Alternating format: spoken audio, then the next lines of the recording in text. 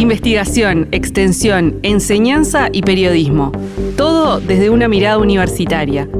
A partir de ahora, Comunidad Udelar, el periodístico de Uniradio.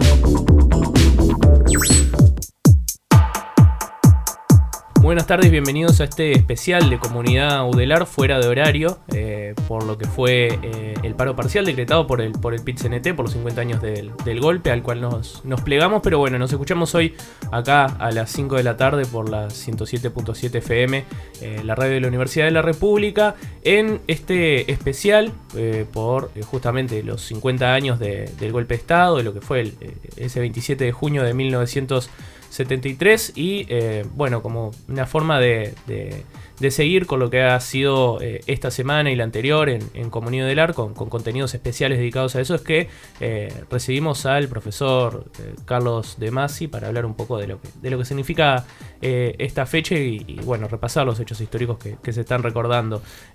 Profesor, bienvenido. Bueno, muchas gracias por la invitación. Primero, una pregunta más a nivel personal. ¿Qué recuerdo tiene de ese 27 de junio de 1973? Voy a empezar por un recuerdo muy poco político, pero ya que estamos en la radio de la universidad me parece conveniente empezar por ahí. Y es que en la madrugada del 27 de junio de 1973 falleció el profesor de literatura y escritor don Paco Espínola. El corazón de don Paco y la democracia uruguaya pararon a la misma vez, porque prácticamente fue en esa misma madrugada. Y bueno, el velorio de don Paco fue también el primer punto de reunión de dirigentes sindicales y políticos para hablar sobre el tema del golpe que acaba de ocurrir. Es decir, su entierro fue también en ese contexto un acto político. Tal vez lo que más recuerdo es eso. Después, lo que me quedan son recuerdos, más allá de cosas, de eventos personales, etcétera, lo que sería el contexto. Un frío espantoso, mucho desabastecimiento, dificultades de transporte, claro, hay un paro general, dificultades para conseguir combustible, para las estufas y las cocinas, es decir, cosas de la cotidiana, conseguir, encontrar un almacén abierto a comprar fideos, pensar en la comida de hoy, cómo se resuelve. Ese tipo de cosas, digamos, que cuando uno piensa, bueno, más en la épica, una manifestación, una movilización, participar en una ocupación, etcétera, hacer una volanteada, se pierden un poco de vista, pero que nos dejan un poco en evidencia, me parece a mí, lo difícil que es defender la cotidianidad en contextos tan críticos, ¿no? Hay niños pequeños a los que hay que alimentar y cuidar, hay una casa que hay que calefaccionar, hay una serie de situaciones que hay que resolver, y además a eso hay que agregarle, toda esta movida y todo este tipo de cosas. Entonces, los recuerdo como unos días, en cierta medida agobiantes, había que resolver muchas cosas a la vez, había que estar atendiendo muchas cosas, además estar alerta a la oportunidad, acá se consigue tal cosa, vamos ahora y después veremos qué hacemos con eso. Son los recuerdos que me vienen en esta primera instancia. Uh-huh. Por supuesto que, Carlos, no se puede entender los primeros momentos del golpe sin hacer una lectura, ni que hablar desde la clase trabajadora, ¿no? Uh-huh. Y de ese resorte instantáneo que ya estaba acordado por parte de la CNT de convocar una huelga general ante la noticia de un golpe. Bueno, este programa lo estamos arrancando además a las 5 en punto, fecha significativa de la hora convocada por la movilización en las calles, también de esa fecha histórica del 9 de julio.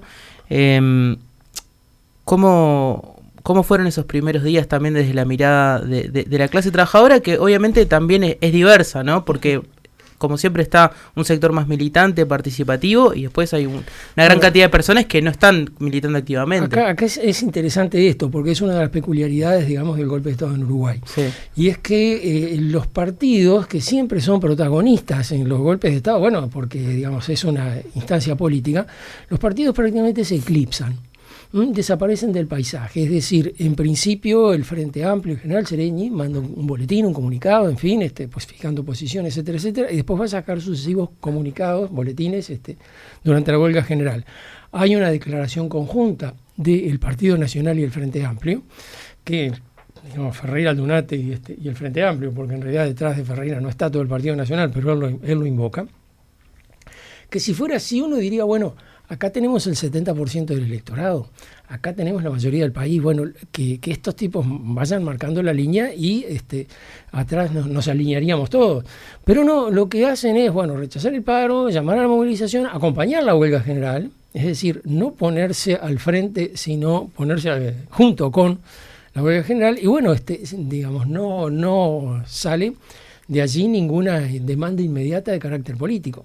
El hecho de que los trabajadores tengan el protagonismo es muy, muy llamativo, porque es el único caso, digamos, de todos estos golpes de Estado de la región en los cuales hay una movilización popular tan fuerte contra el golpe, hay una resistencia civil tan fuerte contra el golpe. Pero también me parece a mí esta en una de sus debilidades, porque en último término, digamos, la resistencia civil puede crear el ambiente desfavorable para el golpe, pero se necesita una articulación política que haga la mediación entre eso y el Estado. Para eso están los partidos políticos. Bueno, ahí no hubo ninguno, y creo que en último término, digamos, el hecho de que haya que levantar la huelga a los 15 días y la dictadura sigue instalada, en parte se debió a que esa instancia de mediación no estuvo, fracasó. Es decir, la movilización de la CNT fue impresionante, digamos, en las ocupaciones, tú que decías, bueno, se marca más la diferencia entre la sociedad militante y la sociedad común. Sí, es cierto, se marca porque la sociedad militante se movilizó toda, pero incorporó, digamos, a la militancia a mucha gente que generalmente no estaba en la militancia. Es decir, en las ocupaciones había gente, bueno, militante del Partido Comunista, sindicalista de toda la vida, y gente, votante blanco, colorado, que estaba en desacuerdo con el golpe de Estado y no encontraba un lugar donde insertar su desacuerdo que no fuera en una ocupación. En una de esas ocupaciones, digamos, cuando llegó el momento de desocupar, la policía capturó a López Balestra, que era un diputado blanco y que no tenía nada que hacer en una ocupación, teóricamente, era un flor de paliza, y lo metieron preso allá donde ahora está el Instituto Nacional de Derechos Humanos. Lo tiraron ahí bastante maltratado, justamente por digamos, ese carácter de no obrero que tenía en este caso. Pero, digamos, así como él se incorpora a una ocupación, hubo muchos más anónimos que también se incorporaron en esas instancias de la movilización. Carlos, ahora que hablamos de esta articulación o de esta mediación que no hubo entre el movimiento social, el movimiento sindical, los partidos políticos y el gobierno, ¿cuál era el mapa político a la altura del golpe, el día que se da el golpe? Antes, en esos años, ¿cómo era el mapa político uruguayo? ¿Cómo estaban los partidos? Justamente, además, en los días previos al golpe, el mapa político como se decanta, así dice, bueno, estos van a estar a favor, estos van a estar en contra. Porque hay una instancia muy, muy pesada ahí, que es toda la movida que hizo la justicia militar para lograr el desafuero de Erro. Que el primero, en mayo, reclamaron al Senado, solicitaban el desafuero de Erro, pidieron un desafuero. Bueno, ahora tenemos un caso reciente, se necesitan 2/3 de votos, no los iban a tener. Entonces, como se veía que eso escollaba, se inició un juicio político en la Cámara de Diputados. Supone que la Cámara de Diputados acusa y el Senado resuelve, pero iba a escollar en el mismo escollo, porque necesitan también 2/3 de votos para sancionar por un juicio político. Pero, digamos, se enfriaba la situación, sacaba la situación hacia la Cámara de Diputados. Y en la Cámara de Diputados, lo he recordado varias veces, se discutió bastante esto. El expediente de la justicia militar era vergonzoso. Si hubiera sido un examen, el tipo perdía, pero así, lo expulsaban de la universidad, poco menos. Pero digamos, de cualquier manera se votó varias veces, había 2 mociones, aprobar y rechazar. La moción de rechazar el juicio político terminó empatada. 4 votaciones terminaron empatadas, 49-49. Un diputado del grupo vasconcelista, Ponciano Torrado, dijo que se retiraba y no participó. O sea que el único portavoz de Vasconcelos en la Cámara de Diputados no habló, se fue. Por eso queda empatada, digamos, en 49-49. Se vota 3 veces, 4 veces. El primero se vota un día, después se dice, bueno, esto terminó empatado, vamos a pedir un cuarto intermedio y volvemos dentro de una semana. Se vota 3 veces, 49-49.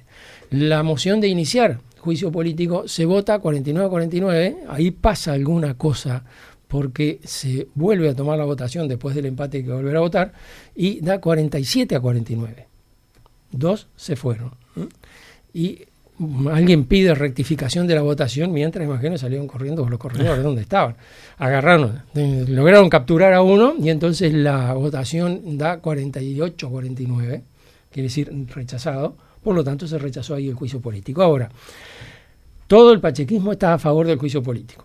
Todo el Partido Colorado está a favor del juicio político porque Vasconcelos no vota, digamos, porque no hubo votación en el Parlamento, en el Senado, pero casi no habla, y Ponciano Torrado se retiró. Así que todos los legisladores del Partido Colorado están a favor del desafuero. Y dentro del Partido Nacional, en principio estaba en contra del desafuero por la Patria y Movimiento de Rocha, pero después empiezan a sumar sectores del Partido Nacional que habían estado en el acuerdo con el gobierno, lo que se llamaba el Gran Acuerdo Nacional que había hecho Bordaberry en el año anterior, aquellos que Ferreira Dunate llamaba con mucho enojo los blancos baratos. Por ejemplo, Washington Beltrán dice que que tiene muchos cuestionamientos sobre la actuación de Erro en el Senado, le parece muy mal, pero ese expediente así no lo puede aceptar porque eso no tiene sentido. Mario Heber, también participante del Gran Acuerdo Nacional, pero además cuando Mario Heber se pronuncia contra el desafuero, el ministro Valparda Blengio de Industrias, que era el ministro que había colocado Heber en el gabinete, renuncia también, con lo cual está diciendo esto, digamos, acá rompemos el acuerdo. Y como la ventaja que Bordaberry tenía en el Parlamento era mínima, no es ese acuerdo apenas lograba superar el 50% de los votos, si se le retiraba a una fuerza política se acababa el acuerdo. Y de hecho ahí se acabó el acuerdo.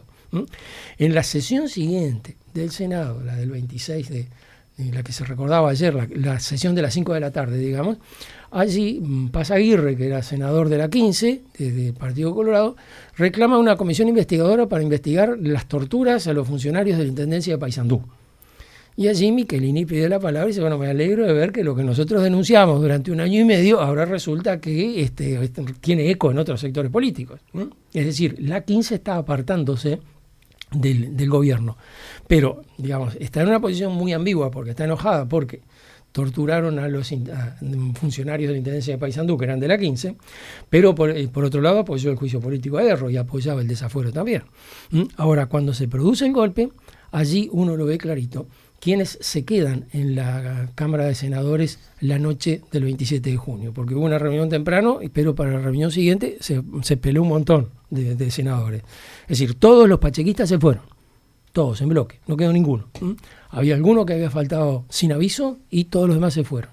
Y se fueron los herreristas que quedaban, había faltado sin aviso Echegoyen y se fueron Barbot Pou y Zorrilla de San Martín.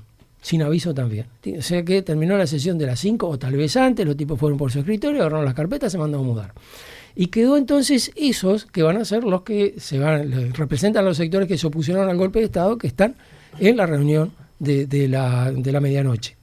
Que para el caso son, del Partido Colorado queda la 15 y Vasconcelos, del Partido Nacional queda Movimiento de Rocha por la Patria, también se van a pronunciar en contra Heber y Beltrán, pero no están ahí, y después el Frente Amplio. Los legisladores del Frente Amplio, Michelini, que estuvo en la sesión de las 5, se fue a tomar el avión, a frenarlo a Erro, que estaba en Buenos Aires. Erro había sido invitado por un grupo peronista para participar en la recepción de Perón, que volvía de España. O sea que Erro fue testigo de la masacre de Seiza y todo el episodio que ocurrió en esos días. Y se quedó unos días en Buenos Aires y volvía en esos días y Michelini se cruzó a Buenos Aires para frenarlo y según cuentan lo frenó en la cola para tomar el avión. Así, vení, que la cosa se pone difícil. Entonces, él no está en la sesión, tampoco está Zapelli, con aviso. Zapelli anunció que iba a faltar porque Zapelli, por lo que se sabe, estaba negociando a último momento con Bordaberry, tratar de frenar el golpe de la disolución, etcétera. Y los demás que se fueron porque, digamos, no querían participar en esa. Zorrilla de San Martín va a ser embajador después en la época de la dictadura, Echegoyen va a ser presidente del Consejo de Estado, es decir, allí, digamos, los militares tenían muy mala impresión de los pachequistas y con los pachequistas no tuvieron mucho feeling. Es decir, que fue un sacrificio en vano porque no tuvieron mucho eco. Claro. El Pacheco mandó un telegrama a Bordaberry diciendo que apoyaba el golpe, ese gesto que en defensa de la democracia, dice Pacheco, rarísimo. Y la Unión Nacional Reeleccionista acá emitió un comunicado diciendo que sí que apoyaban el golpe. Así que la mayoría del Partido Colorado, porque la Unión Nacional Reeleccionista era la mayoría, apoya el golpe de Estado en ese momento. La Unión Nacional Reeleccionista y el sector más derechista del herrerismo, digamos, son los dos que en ese momento están a favor. Ahora, hay una zona intermedia, digamos, la 15, Beltrán y Mario Heber, que se manifiestan en contra del golpe, pero no hacen ningún movimiento. Es decir, se declaran contra el golpe y, digamos, hasta ahí quedan. Reclaman elecciones, están contra el golpe, incluso la 15, es decir, Jorge Valle, Sanguinetti, Pasaguirre, hacen una declaración muy dura que empieza diciendo muera la dictadura y termina diciendo, bueno, no tenemos capacidad para movilizarnos, no tenemos armas, así que vamos a esperar, pero nuestra demanda es elecciones libres. Uh-huh. Ahora, Carlos, hay una cuestión bien importante que es que, por supuesto que el golpe no tomó por sorpresa a nadie, ¿no? O sea, era una situación de debilidad institucional que se venía sintiendo hace ya varios años y concretamente desde febrero, ¿no? Desde lo que fue ese primer intento de golpe, de alguna forma, ya estaba como al caer, según se narra en la época. El golpe de Estado en Uruguay, digamos, es a la uruguaya. Es decir, se da a lo largo de muchos años. Incluso Álvaro Rico ahí definió una cosa me gusta mucho, que es el camino democrático a la dictadura. Es decir, en plena democracia, teóricamente, estamos en dictadura. Es decir, Pacheco Areco gobierna con medidas de seguridad, proscribió por su propia firma un grupo de partidos políticos que no le gustó una declaración.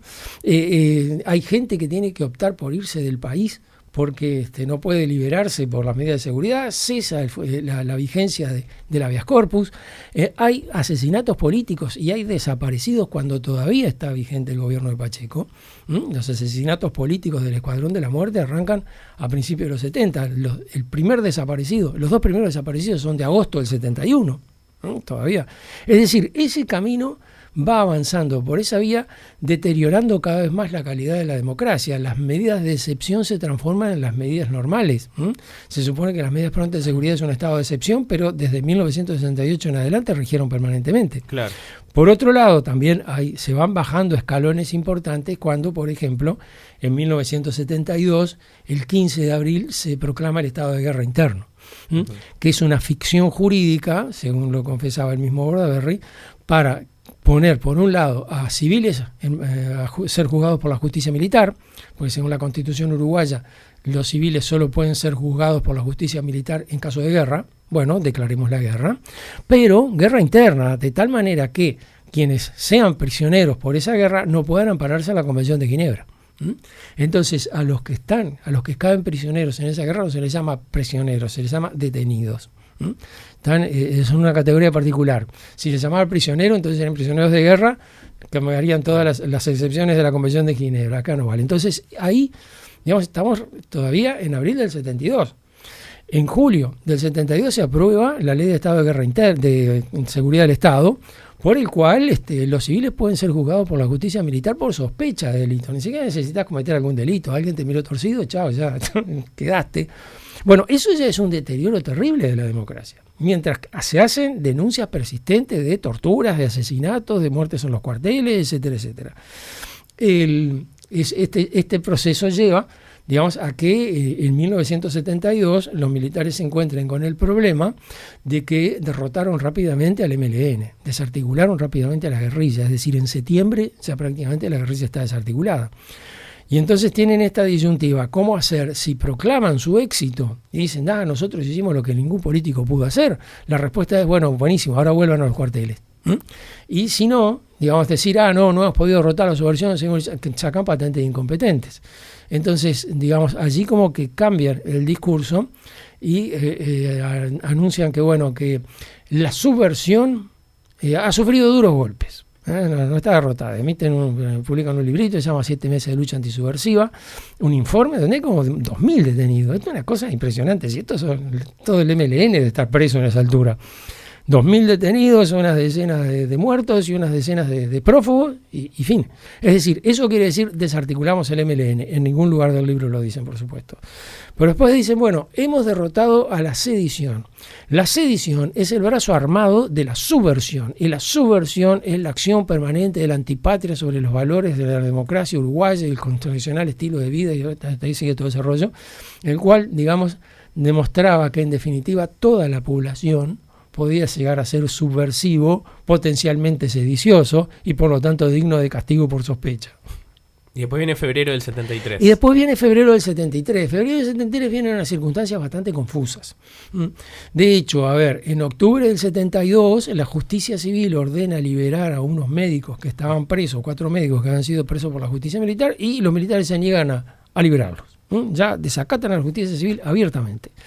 Después, en febrero, están esos episodios tan confusos, son muy confusos. A ver, sobre todo después en la construcción posterior. Claro. Es decir, la confusión de la época no permite aclarar o establecer definiciones tan precisas como las que se construyen ahora. No con el diario del lunes, con el diario de 50 años después. En principio, ¿qué es lo que ocurre? Bueno, digamos, Vasconcelos anuncia públicamente que se está preparando un golpe de Estado. Vasconcelos, senador, Partido Colorado. ¿Qué reacción genera esto? Bueno, Bordaberry emite un comunicado diciendo, no, está equivocado, no va para tanto, vamos a respetar la Constitución, y los diarios, Acción, El Día, El País, La Mañana, ¿qué es lo que dicen? No, en realidad Vasconcelos es una persona bien intencionada, a veces un poco vehemente, pero no ha querido insultar a las Fuerzas Armadas, ni faltar ni nada por el estilo, porque las Fuerzas Armadas son democráticas, es decir, lo dejaron solo, arreglate como pueda. Claro. Digamos, Vasconcelos recoge todas estas notas de prensa en el Febrero Amargo y creo que con ironía dice, bueno, en realidad yo no encuentro motivo para que me defiendan de esta manera. Yo nunca tuve una relación muy estrecha ni con la gente del partido del diario El País, con la gente del diario Acción se había peleado decididamente antes. Entonces, como diciendo, no me defiendan por eso, más bien digan, Vasconcelos tiene razón, lo que está ocurriendo. Bueno, esa es una primera instancia. Luego los militares, descontentos con el comunicado de Bordaberry, hacen un comunicado mucho más duro. Dicen que son los agentes que no van a ser brazo armado de ninguna oligarquía, que los quieren manejar como lo dejaron en el pasado, que los políticos corruptos, ese lenguaje. Allí, digamos, Vasconcelos queda completamente aislado. Y es cuando Bordaberry decide cambiar al ministro de Defensa y designar a Francese, que había sido ministro antes. Y Francese, digamos, es una persona, un general que está en retiro desde hace ya muchos años, no tiene mucha idea de lo que está pasando en el ejército y en realidad se choca de frente contra la pared. Es decir, les ordena a sus subalternos que desarmen determinadas actividades y los subalternos se les sublevan. Y allí empieza, digamos, la salida de los tanques a la calle en febrero del 73. Hasta acá no se entiende bien lo que está pasando. Porque en realidad es una interna de Palacio, es un problema de la Casa de Gobierno. Bordaberry además no era un presidente que tuviera mucho feeling con la población, más bien era un tipo bastante aislado. Entonces la expectativa por eso era que se arreglen. Y allí, digamos, se conmemora el aniversario del Frente Amplio, ¿no? Sería el 5, pero se conmemora el viernes 9. Se hace un gran acto, el Frente Amplio es el único que se movilizó en esa instancia del 9 de febrero. Y mientras Sereñi está diciendo el discurso, se hace público el comunicado 4/73. Al otro día se publicará el comunicado 7. Es decir, el discurso de Sereñi y el comunicado no tienen vínculo, porque en realidad cuando el comunicado se conoció, el discurso ya estaba siendo leído por Sereñi. De cualquier manera, el otro día los sectores mayoritarios del Frente Amplio, la Democracia Cristiana, el Partido Comunista, el Partido Socialista, la 99, hicieron manifestaciones públicas de apoyo a los comunicados. Esto no tiene nada de raro. Los comunicados decían lo que todo el mundo decía. Y si alguien hubiera dicho, yo estoy en desacuerdo con lo que dice el comunicado, inmediatamente se hubiera dicho, pero loco, sos un mentiroso, te subiste a los estrados pidiendo el voto diciendo que ibas a hacer esto. Porque el repertorio de medidas previstas para salir de la crisis era conocido, lo compartían todos los partidos, y es lo que los militares ponen en los comunicados. Claro. No es que inventan una solución novedosa y dicen, bueno, acá está. No, es lo que todo el mundo decía. Lo que pasa es que en ese momento uno piensa, bueno, los políticos no han podido hacerlo desde hace 10 años, bueno, tal vez los militares sean, digamos, los que pueden hacerlo. Entonces, el punto allí es, los militares están en condiciones o aceptamos que sean los militares los que proponen estos puntos, y sobre eso nadie habla. Claro. Sobre eso nadie habla. Es más, dicen varios editoriales que por supuesto aceptan los comunicados 4 y 7, Acción, El País, El Día, aceptan que los militares participen en política. Es decir, no dicen, no, los militares tienen que volver a los cuarteles. El único que dice en un discurso por radio, los militares tienen que volver a los cuarteles, es Ferrer Aldunate. Ferrer Aldunate dice, bueno, Bordaberry le aceptó a los militares lo que nos rechazó a nosotros el año pasado. Es decir, lo mismo, comunicados 4 y 7 en todos los partidos. Y los militares estuvieron muy bien en hacer lo que hicieron, pero tienen que volver a los cuarteles. No saben, el gobierno no es lo de ellos, tienen que volver a los cuarteles. Es el único que lo dice con esas amortiguaciones, ¿no? Muy bueno lo tuyo, estuviste bárbaro, pero ahora agrega esa parte, vuelva a los cuarteles. Entonces, ahí, digamos, en esa circunstancia tan compleja, es que Bordaberry busca una conversación directa con los generales, y bueno, Bordaberry les da la razón en todo lo que los generales piden. Allí se les da vuelta por completo. Toda la movilización que había reclamado Bordaberry de apoyo, lo visitaban permanentemente dirigentes políticos colorados, algunos blancos también, que le daban su apoyo, etcétera, etcétera, le sugerían soluciones. La solución constitucional en esa época tal vez hubiera sido que Bordaberry hubiera querido renunciar, y entonces hubiera asumido esa peli, pero no porque los militares le dicen a Bordaberry renunciar, sino porque Bordaberry había querido renunciar, asume esa peli, y entonces, con acuerdo de todos los sectores políticos, un acuerdo básico, mínimo, de todos los sectores políticos, no excluyase a ninguno, allí, digamos, Zapelli podría más o menos encarrilar la situación hasta que hubiera nuevas elecciones. Esta sería la solución. Pero Bordaberry se negó a renunciar.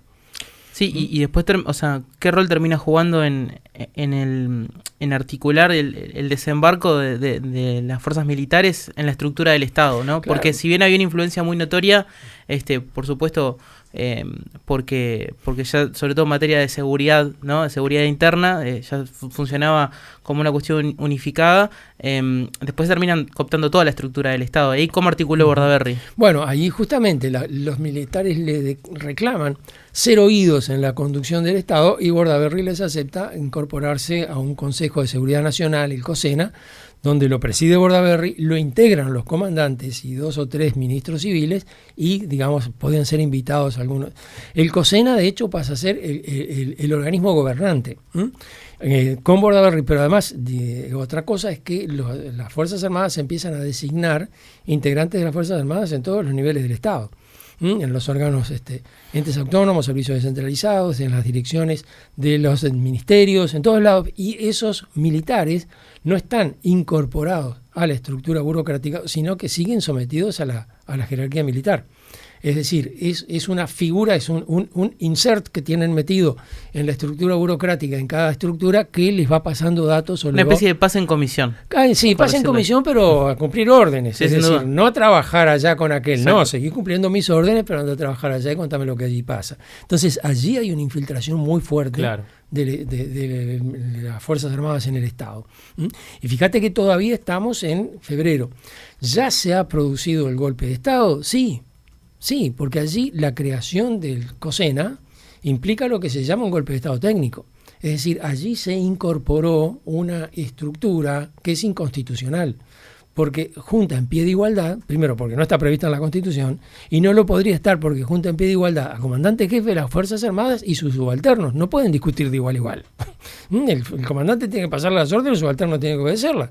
Pero los comandantes en jefe y el presidente de la República están ahí juntos, deliberando, intercambiando. Es decir, eso es un golpe de Estado técnico. De hecho, allí se agregó una estructura que no existía, aunque sigue funcionando todavía formalmente la estructura del Estado en 3 poderes, etcétera, etcétera. Ahora, eso se transforma en un golpe de Estado formal, digamos, en junio. Y allí, entre febrero y junio, los militares que tenían una expectativa positiva en febrero, mucha población les habría una expectativa, bueno, la CNT, los partidos políticos, la izquierda mismo, muchos sectores de la izquierda encuentran que acá, digamos, puede haber una forma de articular políticamente con sectores de las Fuerzas Armadas, que a lo largo de los meses, de las semanas que pasaron, las Fuerzas Armadas se encargaron de ir cortando el lazo con todo el mundo.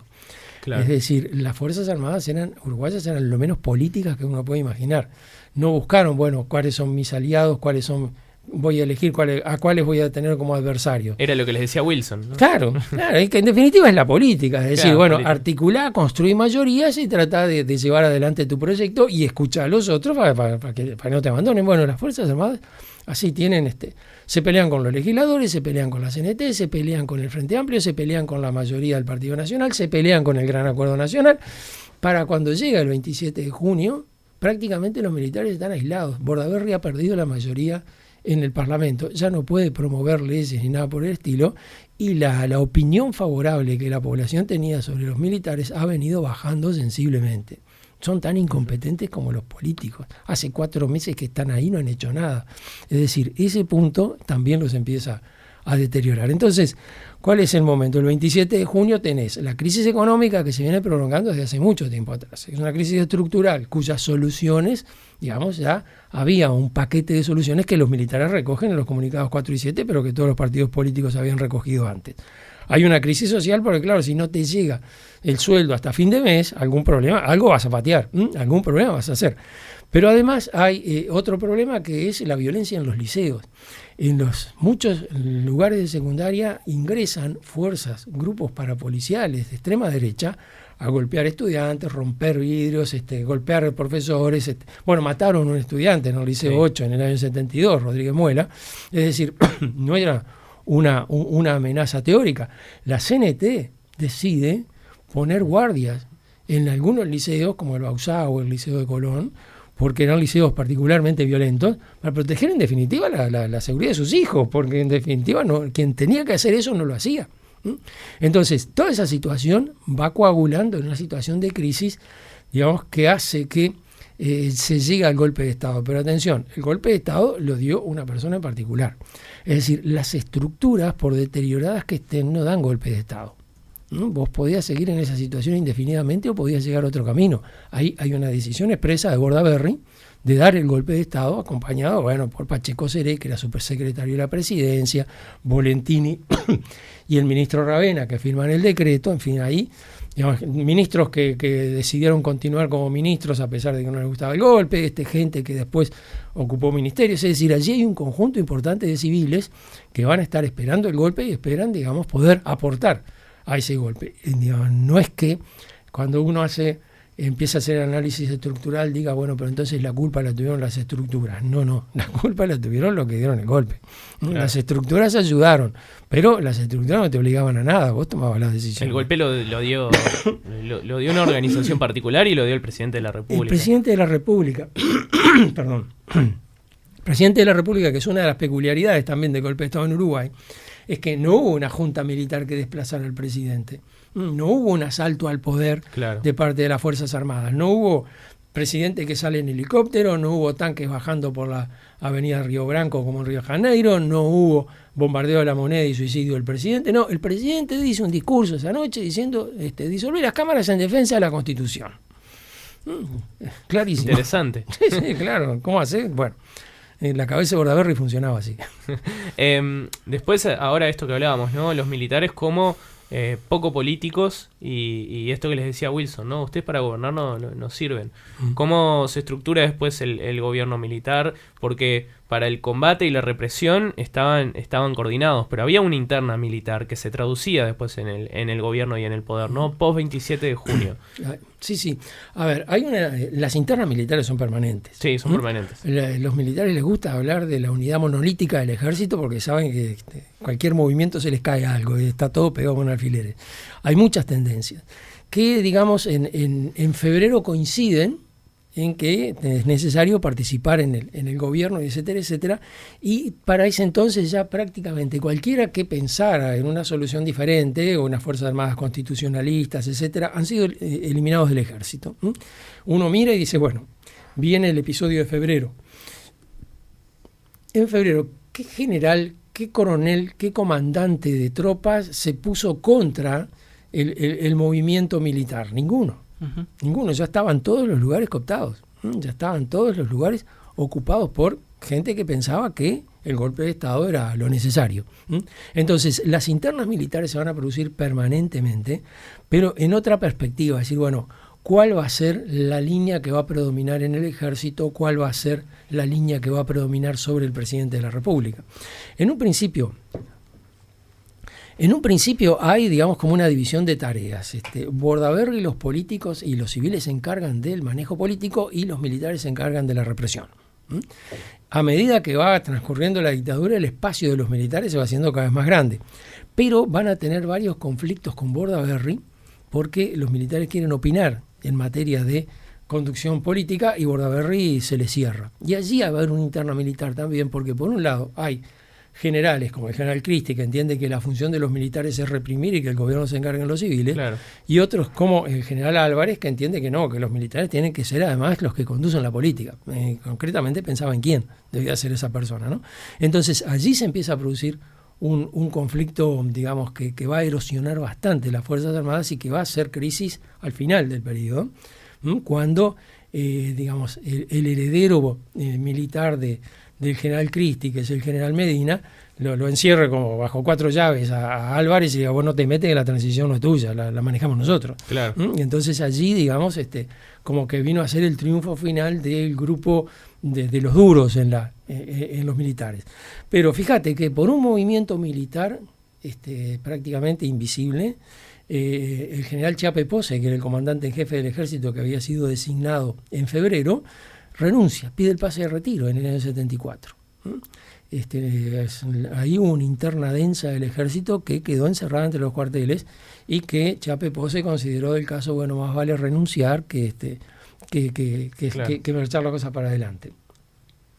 Acá, Carlos, yendo un poco al presente, ¿no? Para traerte acá. En una entrevista, leí una entrevista que hiciste con El País de Madrid, creo que decías que en Uruguay no hay autocrítica respecto a esto. ¿A qué te referías? Bueno, a eso, es decir, no sé si no hay autocrítica, no ha sido común la autocrítica. Es decir, uno ve, bueno, el PIT-CNT allí hubo una autocrítica porque hubo un debate enorme que se continuó mucho después, digamos, donde fue necesario aclarar los puntos y decir, bueno, acá en estas circunstancias hicimos un mal cálculo de la situación, evaluamos mal las cosas, cometimos un error. Ahí digamos, creo que el PIT existe porque esa autocrítica funcionó. Uh-huh. Que fue complicada porque, digamos, por mucho tiempo, casi todos los que estaban allí están muertos, casi todos los que debatieron sobre lo que iban a hacer, pero cuando todavía estaban vivos era un tema delicado de sacar porque se empezaban a pelear de nuevo, ¿no? Gente realmente muy vivencial sentían la cosa. Claro. Dentro de los partidos políticos, bueno, el partido político que está más lejos de la autocrítica era el partido que estaba gobernando en 1973 y que apoyó al presidente hasta el último minuto, el Partido Colorado.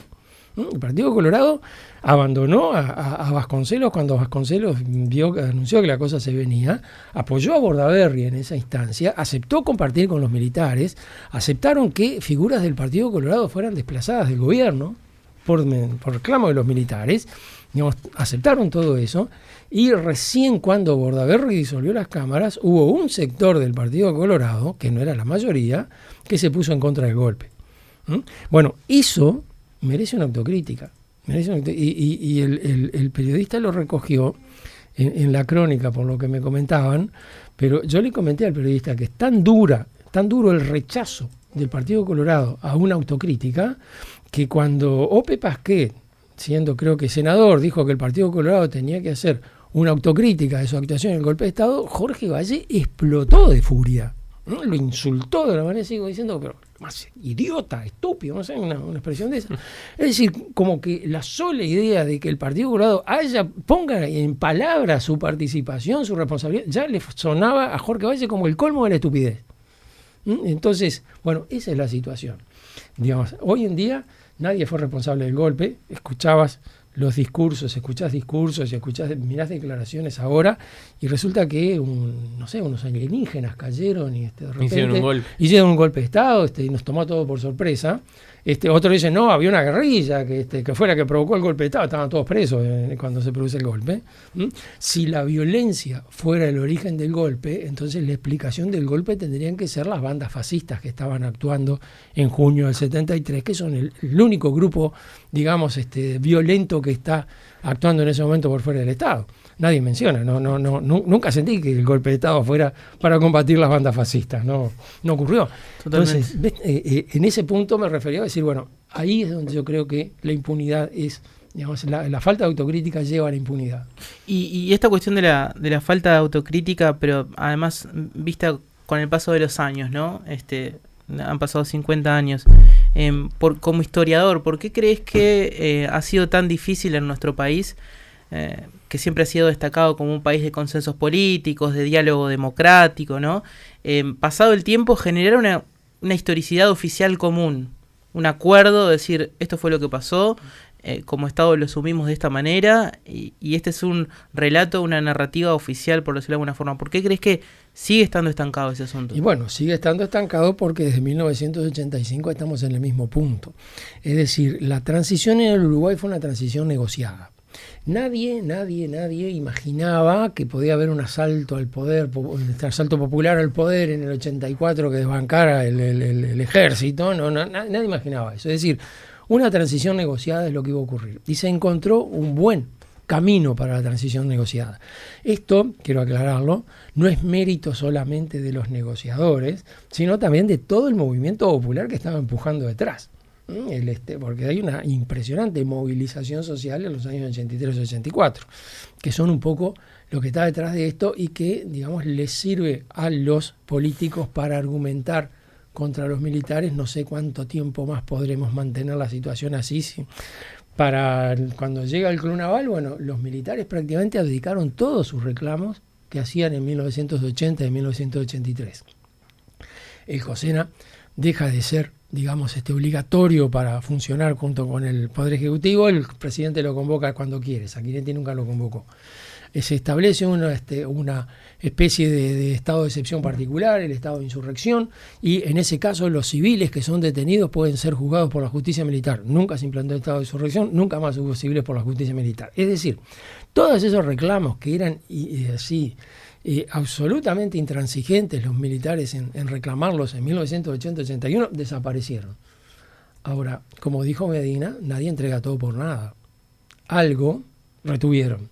¿Qué retuvieron? Bueno, retuvieron la garantía de que no iban a ser juzgados por las violaciones de derechos humanos. Una garantía verbal, que se las dio una persona. La hizo de manera inconsulta, no preguntó, ¿qué hacemos? Sanguinetti y Medina se reunían antes del Club Naval, se reunían en una casa particular en Carrasco y allí, como dijo Medina, hablábamos de todos los temas. Claro. Se lo preguntó Alfonso Leza. Alfonso Leza preguntó de todos los temas y Medina, sí, de todos los temas. Es decir, allí hubo un acuerdo, digamos, de trastienda.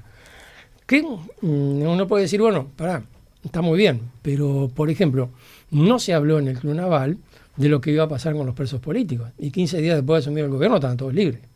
El hecho de que se diga, bueno, digamos, no hablamos de este tema no quiere decir que esté proscrito. Por otro lado, digamos, la sociedad puede aceptar o no esa transacción. Puede decir, bueno, estamos de acuerdo o no con que no sean juzgados por los crímenes de lesa humanidad. O bien decir, bueno, hay un sector, discúlpame, te lo dije, pero cambié de opinión. Hay un sector de las Fuerzas Armadas que no va a poder seguir estando en las Fuerzas Armadas. Es decir, plantear las cosas en otros términos. Porque ampararse en el pacto de caballeros del Club Naval diciendo, no, ahí se pactó y es un pacto de honor. El Club Naval negociaron los civiles con las Fuerzas Armadas con un revólver arriba de la mesa. Entonces, ¿es esto o no entregamos el poder? Y ese tipo de transacciones no tiene, digamos, normalmente ninguna validez. No, porque además pensando en esto, nos fuimos un poco de tema, pero esto que decías que en la falta de autocrítica hay como es donde vive la impunidad o donde crece la impunidad también, es donde se vuelve difícil en tu rol como historiador o tal vez en nuestro rol como periodistas o lo que sea, reconstruir también los hechos que están en la sombra. Acá el hecho de la ausencia de autocrítica es, digamos, también falta el pedido de cuentas. Bueno, vos hiciste tal cosa. Claro. Entonces ahí, si eso que hiciste es un delito, bueno, digamos, pagalo con cárcel, como debe ser.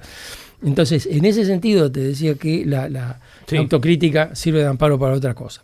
Ahora, también está el otro punto, es decir, bueno, nosotros, historiadores, nos interesa reconstruir este periodo. Tuvimos 20 años. El CEIU, donde yo estoy en la Facultad de Humanidades, se creó en el 85. Hasta el 2005 estuvimos tratando de conseguir archivos y la respuesta siempre era no queda ningún archivo. En el 2005 se empezaron a abrir recién los archivos y allí empezamos a ver lo que había en los archivos. Por supuesto, hay archivos que todavía no hemos podido llegar. Claro. Pero el hecho de que se abrieran los archivos, para nosotros fue una buena noticia. Porque también está ahora que se están haciendo públicos los archivos estos que están en Internet. Si no, los historiadores lo tenían oculto y ahora se está... No, nosotros no podemos decidir lo que se hace con los archivos. Claro. Nosotros podemos manejar los archivos si nos autorizan y aconsejar qué es lo que hay que hacer con ellos. Y cuando Álvaro Rico y Isabel Ullego revisaron el archivo Berruti, bueno, revisaron el archivo, hicieron un informe sobre el archivo y recomendaban que con los cuidados naturales del caso, el archivo pudiera ser abierto para la consulta. Bueno, no estaban los historiadores la decisión, no fueron los historiadores los que cerraron el archivo Berruti.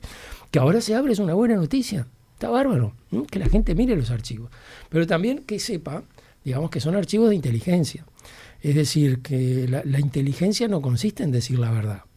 La inteligencia consiste en confundir al contrario. Entonces tenés allí documentos que son ciertos, que son verdaderos, y tenés cualquier cantidad de hojarasca que sirve para entreverar la cosa.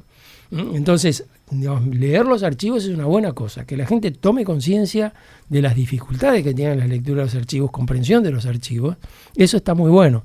Que entiendan, por ejemplo, que la persona que saca un papel entre el bolsillo del saco y dice, no, porque acá tengo la prueba, no, un documento no te prueba nada. No, claro. Armar una serie de documentos que te vayan llevando y después hacer una crítica cuidadosa a eso, a ver si esos documentos realmente están revelando la cosa. Pero algo, por ejemplo, muy común, no, fulano me dio un documento que yo publiqué en mi libro donde se prueba, no, un documento te manipuló.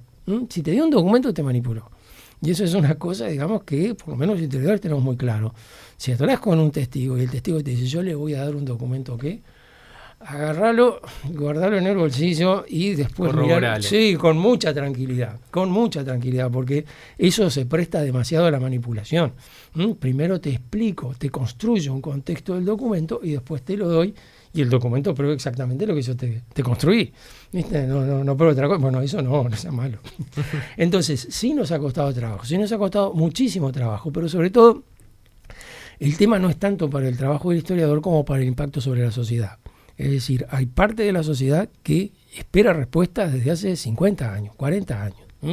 Y esa sociedad no ha tenido respuestas. Y quienes tienen las respuestas no las dan. Entonces, en ese sentido, digamos, los historiadores podemos hacer algo para tratar de empujar la cosa a la medida que tengamos, pero nos faltan a nosotros también las respuestas. Y no ayudan en nada aquellos dirigentes políticos que por obtener un rédito político, digamos, en el presente, entreveran todo lo que pasó en el pasado. Inventar historias de cómo se produjo la dictadura en sucesivas etapas diferentes, construyendo historias distintas cada vez, porque en realidad lo que les importa no es el pasado sino el presente, cómo me posiciono acá. Eso nos ha hecho un daño enorme, porque en definitiva confunde la narrativa, confunde los datos, entrevera la situación, pasa por válidas cosas que serían absolutamente inaceptables y nos obliga a replantear y defender cosas que para nosotros ya están superadas, entendidas y pasar al punto siguiente. Bueno, sin ir más lejos, y esto me hago responsable de mis palabras, pero creo que hay un claro ejemplo de esto que vos estás diciendo en el tuit que hace a primera hora de la mañana el ministro de Defensa Javier García. Dice, primero una minoría iluminada que quiso tomar las armas el gobierno, tomar por las armas el gobierno. Luego golpistas militares que dieron el golpe de Estado hace 50 años. Es decir, una cosa como justificativo de la otra. Qué ¿no? terrible. Estos mensajes no ayudan nada. No, para nada. Pero el ministro de Defensa era wilsonista. Wilson jamás hizo esa explicación. Jamás hizo esa explicación de golpe de Estado. Y ese tipo de explicaciones, digamos, esa lectura cuadrada de la teoría de los dos demonios, primero siempre hay algo antes de primero. Ese es un punto crucial para armar toda esta narrativa, y es definir cuándo empieza la historia. Y para la teoría de los dos demonios, la historia empieza en un momento preciso, cuando estaban los tupamaros actuando. En el periodo anterior, cuando estaban las bandas de derecha actuando, y en el periodo posterior, cuando los tupamaros ya estaban desarticulados y seguían actuando las bandas de derecha, eso no cuenta. Esa parte del pasado no existe. Todo empezó con la Revolución Cubana. No, todo empezó con la Guerra Fría. Acá ya había una organización de extrema derecha, como muestra Magdalena Broqueta, en el año 58. La Revolución Cubana ni mira de ganar todavía. Entonces, ese tipo de cosas, digamos, no solo que no ayuda, sino que además, como dicen los argentinos, profundiza la grieta. Es decir, no ayuda a entender, pero además genera conflicto. Es conflictiva por sí misma. No es polémica, es peor que eso. Es agresiva, busca provocar problemas. No está bien eso, no tiene que ocurrir. Y menos de un gobernante que tiene trayectoria política, ¿no? Porque no empezó ayer con estas actividades. en fin, ¿viste? Habló el ciudadano, vuelve el historiador ahora a ocupar su lugar. Carlos, te agradecemos muchísimo por este rato que nos has regalado aquí en la Uniradio para poder conversar sobre los hechos históricos, también traerlos en perspectiva hacia el presente, que es tan necesario en esta fecha tan señalada de los 50 años del golpe. Muy bien, muchas gracias por la invitación. Siempre me gusta hablar de estos temas. Exacto. Y para cerrar, si les parece, nos despedimos con el maestro Alfredo Citarrosa, Candombe del Olvido. No, justamente Candombe del Olvido, no. Bueno, pero la memoria. Tiene esa cuestión, ¿no? de tan uruguaya, de donde a veces ponemos el foco del lado contrario del que queremos ver, ¿no? En el caso, perdón por la interrupción tan violenta, pero en el caso de Citarrosa, además, el Candombe del Olvido más bien rememora el otro lado. Exactamente. Hace, digamos, directamente, permanentemente menciona la memoria. Entonces sí, pasalo. Vamos con el Candombe del Olvido. Muchas gracias, Carlos. Gracias. No, gracias a ustedes.